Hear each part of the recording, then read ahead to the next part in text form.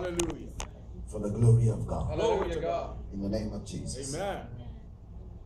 God has wired each one of us with a potential to handle certain stuff in life. And He expects we respond to that ability in order to produce. God has wired each one of us. God wires people with abilities to handle certain stuff in life. And He expects that people will raise and respond to that ability in order to produce. I'm reminded of Gideon, a man that God had ordained that he was going to help the children of Israel from the hands of the Midianites. And every year, during the time of harvest, the Bible says the Midianites would come and attack the Israelites every year during the time of harvest. And the other day as I was praying, the Lord helped me to see and told me there is a spirit that rises in families, that rises in business empires, that rises in nations. Every time when people are about to break forth in a harvest, the Midianite spirit comes and attacks. They will not come when you are sowing. They will not come when you are breaking the ground. They will never come when you're putting your seed on the ground. They only wait until the harvest time and they strike. Yes.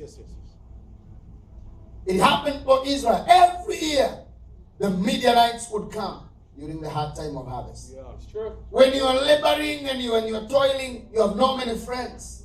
You don't have people who even want to know what you're doing. When you're putting the seed on the ground, the Bible says whoever goes weeping and crying, carrying seeds, they will return celebrating with songs of joy during the time of harvest. And this Midianite spirit always wants people to remain in tears. Good God. Sowing and never coming back with a harvest. That's true. Because the order is that whoever goes crying with seeds is expected at some point to return with songs of joy because of a harvest. That's right. It's God's order and design. The women and mothers who invest in their children, invest in their sons and daughters. So that at some point you are expected to see and celebrate when you see them raise their own families, raising their own sons. You sow a seed in them. You would love to see their future blossom. But this Midianite spirit will wait until you sow. Wait until the seed breaks the ground and raises a shoot.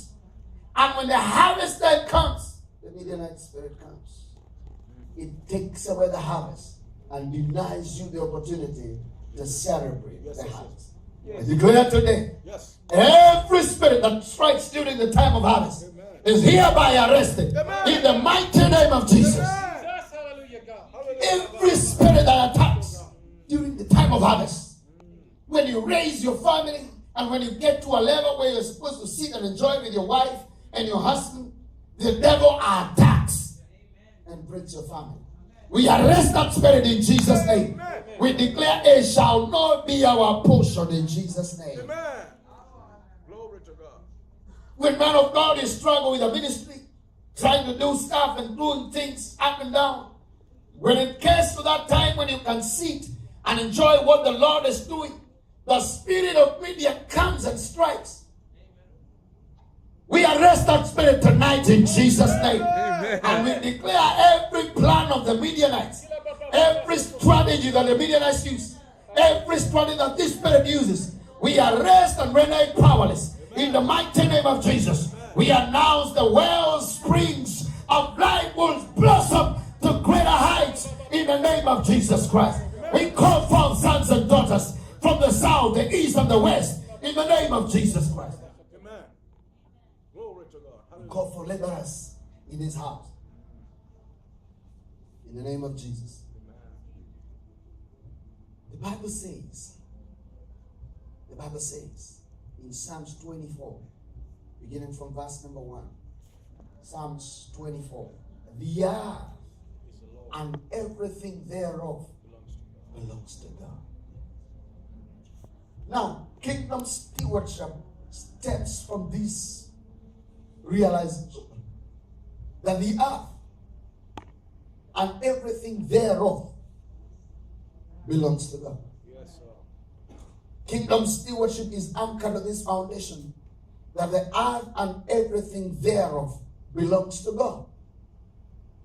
The Bible says, and they that dwell therein. The earth is the Lord's, and the fullness thereof, and the world and they that dwell therein. They all belong to our God. Yes, that's right. Amen.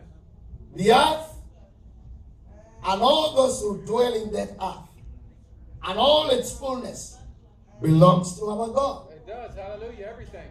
Now, if that be true, if that is anything to go by, then we as sons of God, we have a duty and a responsibility to reign on behalf of our Father who owns the earth and everything thereof. That's right. Amen. I charge you by God, arise and take up your position. Hallelujah. I charge you by God, arise and be the son.